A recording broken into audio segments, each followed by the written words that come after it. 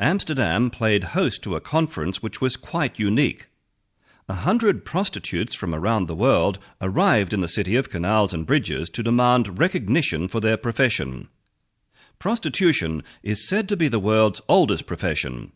In this day and age, the Netherlands has given prostitutes equal rights. They are now legitimate and even have to pay tax on their earnings. The criminal element associated with the profession in other parts of the world is now tightly controlled in the Netherlands. On the 15th of August 1985, I spoke with Margo St James, who was and still is a campaigner in the United States for the rights of prostitutes. Margo St James, I understand that you are very well known in the United States.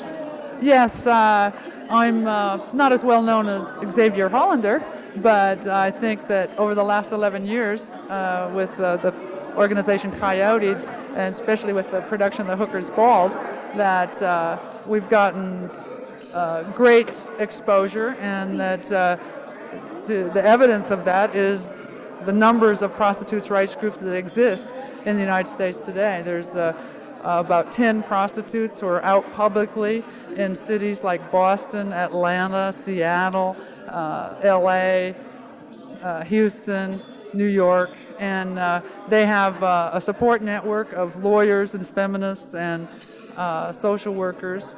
And so I think that it's just very difficult to get anything positive done in the States under the current administration, but because they're cutting all domestic services and spending it all on bombs and military stuff. I don't mind if the money goes to the wages for the military, but I don't like all the fancy equipment that's probably going to be out of date very shortly. So what would you say is the main problem in the United States as far as prostitutes' rights are concerned? Do they have any rights? No, they don't. There's a prohibition.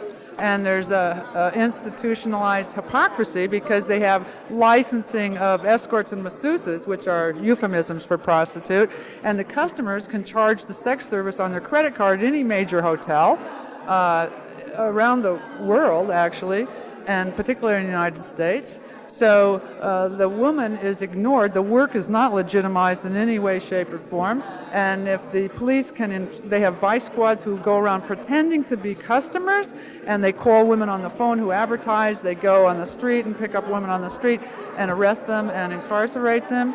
And as was mentioned earlier, they do very little about the abuse, physical abuse or murder. And so it's Right, as you were saying, Margo? Yeah. Gee, I forgot where I was. So in a nutshell, what's the main problem facing the girls in your profession in the United States, or the women in your profession, should I say? Yeah, you should say women and men. The problem is they don't have the right to keep the money. The work is not legitimized, and the big problem in the States is that they've separated pornography out of prostitution and allowed it to be commercialized so that the porn pimps can sell our bodies everywhere, anyway, mutilated and what have you, even in violent situations. And we don't have the right to do it in private with another consenting adult.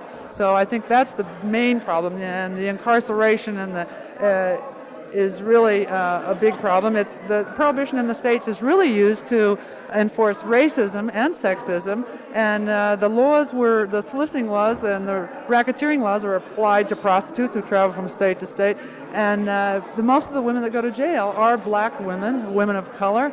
And Nixon was the one who really did not allow prostitution to become legitimized at the same time as pornography. In '69, the Supreme Court said pornography was different somehow and not a sex act for money, even though the pornographer is paying the people to have a sex act. They don't consider that prostitution. And so they mystified it. They separated it and divided people and commercialized the sexual objectivity of women's bodies, but didn't allow her to capitalize on it herself, and that's the main problem. What do you hope to do about your cause by conferring here together, 100 of you from all around the world? What do you hope to achieve, and who do you hope to see that this is achieved, if possible? Well, we hope to demystify it for the public, change public opinion, and by that, get the governments and the people in charge to have a dialogue with us as other human beings and not to keep us as silence without a voice. Why did you pick Amsterdam for your conference?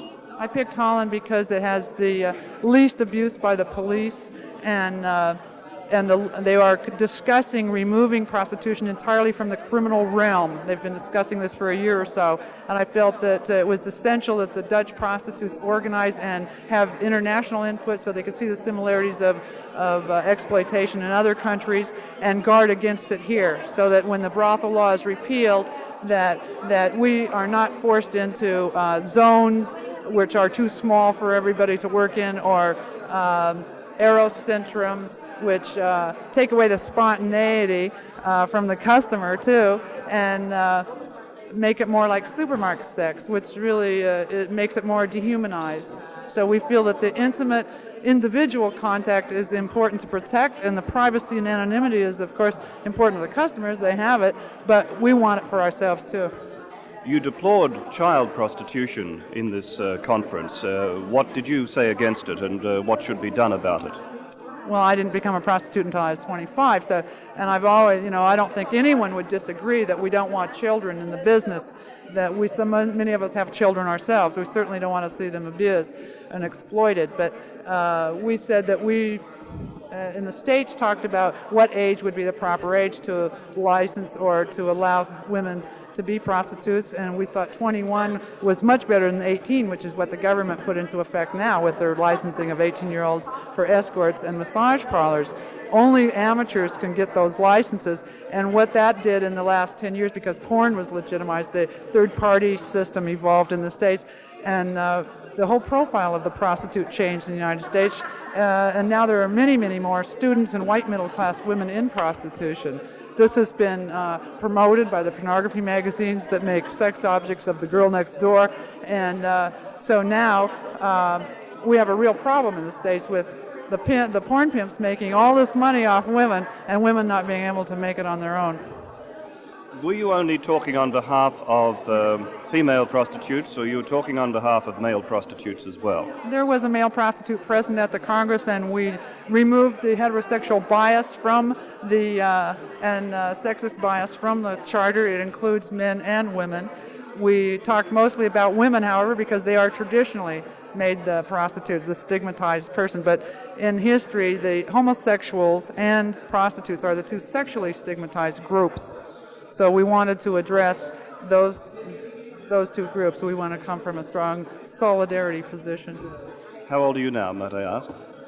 I'm 47, and I'm a grandmother. I have 3 grandchildren. My son is a fisherman, and his wife is a school teacher. And my sister is a gospel singer with 11 children, and she's married to a Dutchman.